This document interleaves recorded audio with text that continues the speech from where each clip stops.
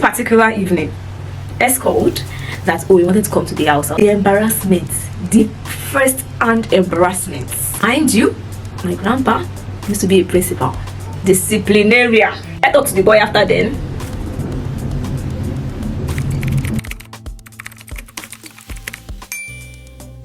So hi guys, welcome back to my channel. Wait a minute.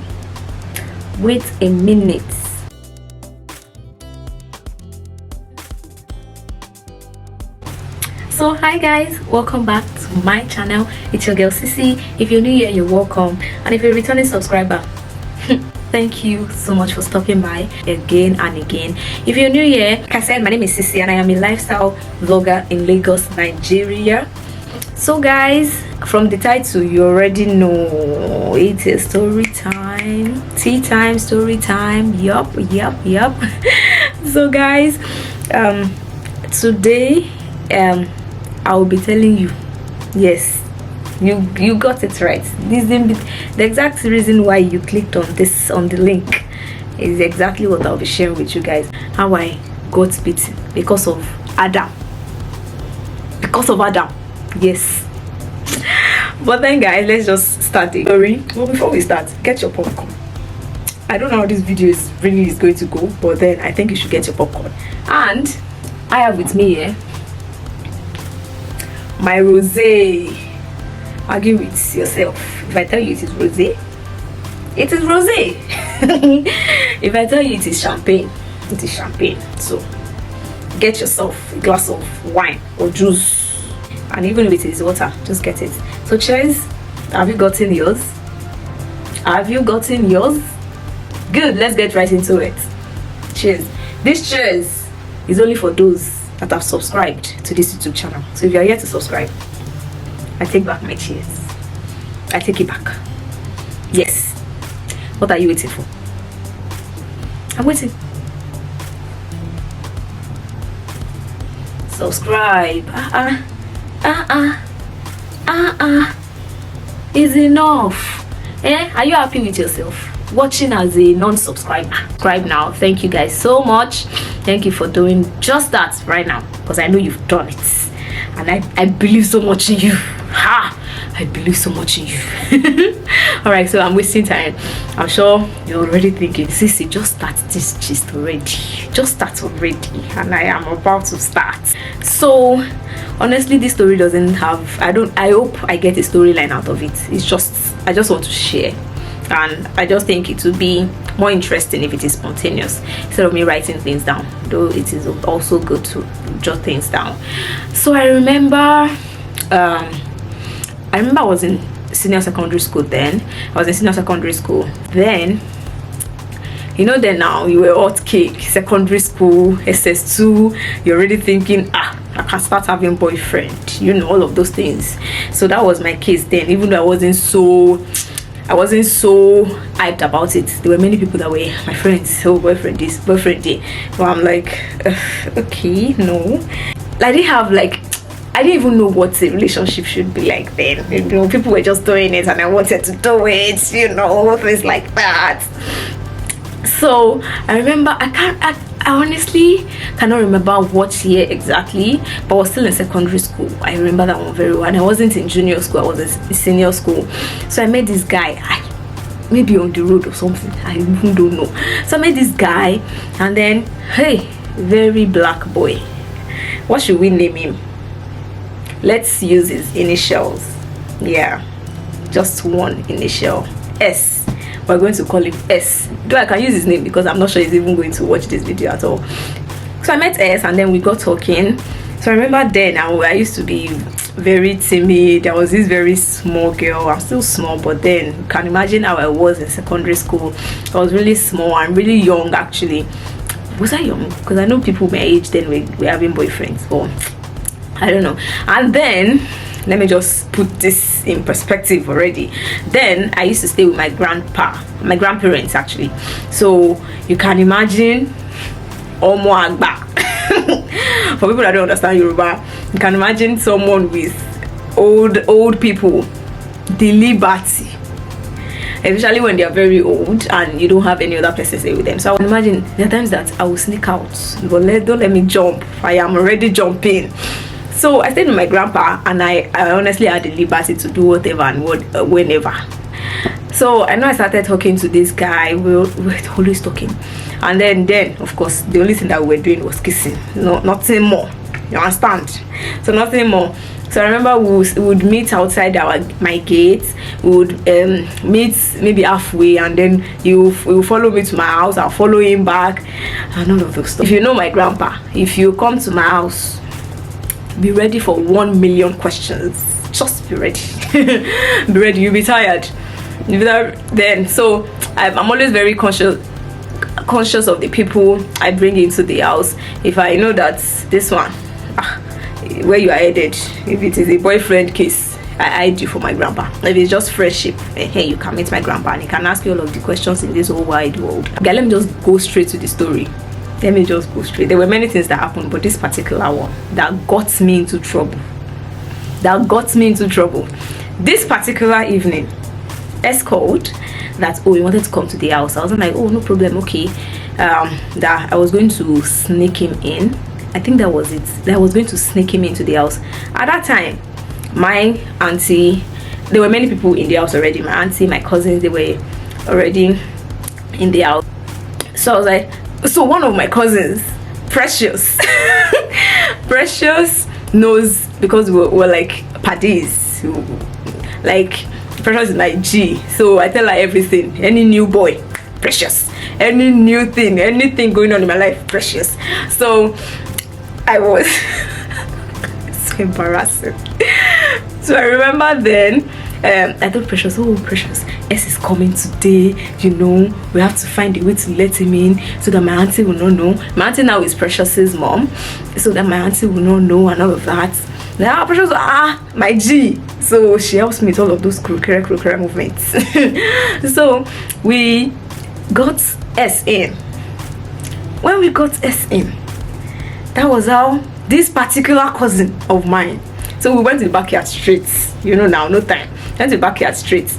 That's how this particular cousin of mine noticed that Precious and I were this movement is not pure. What is going on? That was how she now saw the guy. So I was with the guy at the backyard, and then Precious was, you know, watching. Mommy's coming. We'll run to one side. Oh, mommy's passing here. We'll run to the other side. It's so embarrassing. So it was like that. So Precious was watching for me, and then I remember, that was how this my cousin, other cousin, now went to do amebo for my auntie, or to my auntie, and then she went to tell her. I don't know what exactly she told her, but then auntie got to know that there was a boy in the house.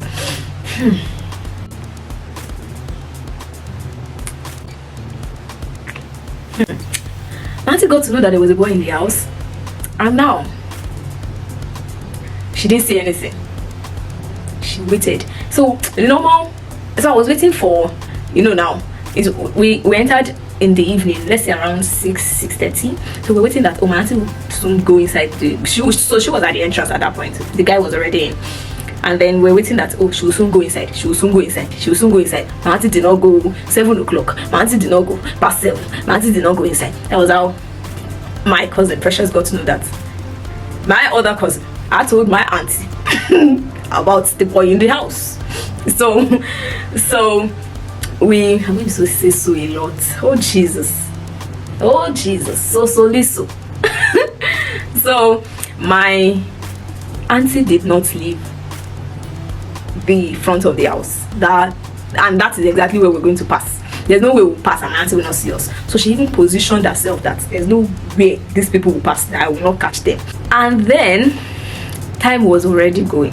What can we do? Precious, try and, you know, lure mom in and all of that. It did not work, oh my dear. No, it did not work. It didn't work. It didn't work. So we were left with no choice than let's just try and distract her so that this boy will quickly run.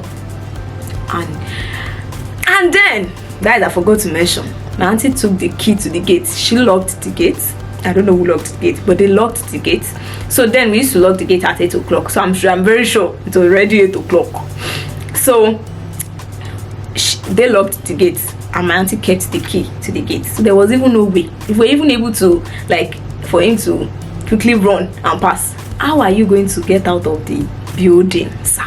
I was like, oh, I shouldn't have I shouldn't have done it. So, and then we're doing all we could to get mom to at least just move. We'll find our way from there. We shall, my cousin now, my G, Precious, now we shall do all her best, as if now she bring man come inside house. So shall do all her best to, like, distract the mom, get the key, you know, crack every joke possible. Eventually, we're like, okay, why not, Precious, go meet mom and then try and block her. Let's say the gate is somewhere there, and then we have to pass like there to pass in front. So Precious, just try and stay in front of mommy so that she won't see when we pass. Like, the guy has to run. And then she did that. We're able to get him to the gate. And mind you, our gate is not so high. But yeah, it's not so high. I was like, guy, you have to jump the gate new. You just have to jump at this point. That was how he jumped. My auntie was already carried away with whoever was doing. At the moment he jumped and then landed on the other side, I think the gate made a sound, and my auntie was like, who is there? In Yoruba,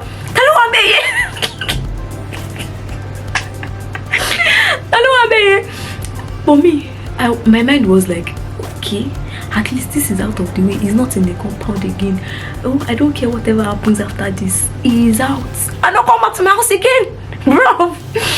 So Auntie was like, hello, babe. And then she went to the gate, but it was already late. Mama, it was late. It was long gone. That was how my auntie started. She went inside, and I think grandpa came out, and then she told my grandpa about it. Mind you, my grandpa used to be a principal, disciplinarian. My grandpa should pinch you. Jesus Christ. You will receive, you know, when something hits you and then your brain is the one that receives the pain. You won't feel it on your body yet. Just your brain, it goes straight to your brain. That is what will happen. Grandpa should pinch you. So my auntie told my grandpa, and then that's what they called family meeting. Not family meeting like that, but my grandpa called me. I knelt down there. I knelt down. He narrated. He said, oh yeah, what did you do? You did this, did that, did that. At that point I was scared and happy. Because at least the boy is gone. Like, he's gone. Because you know how dating back then, how something will happen, you just want to be, it's not like now that you're very free, whatever happens. Like, embarrassment are not so much like embarrassment. You can imagine your auntie seeing you in public with a guy and then shouting on your head. Back then, Jesus Christ, the embarrassment, the first hand embarrassment. No, so you're still forming big girl, SS3 girl, forming big girl, and then someone is shouting on your head or even beats you in the open. Oh God. So that was the case. Like, at least he's gone, and this embarrassment, this beating, whatever is going to happen, let it happen after the boy had gone, because I will never speak with him again. They should beat me in his presence. So, and then my grandpa was like, oh yeah, get the key. Oh Jesus. Yes, you guys, it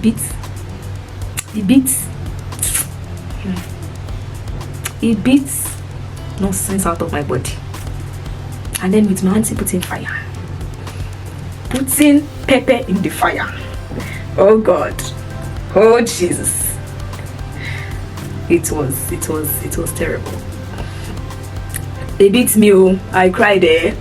Like, at that point, I don't even remember the boy. I don't even remember the beating. It's just the betrayal. Like, Who gave me out? Pepe, you gave me out. But like, you know, I thought we were, geez, why would you do that to your girl? Why? That was the case. Like, I was so pissed. Like, why did you do that to me? Why? But then I chopped the beating. I'm sure my whole body was sore, and the people that were telling me sorry were telling me sorry. The people that were happy about it were happy about it. But as a big girl that I am, I moved on from it. Did I talk to the boy after then?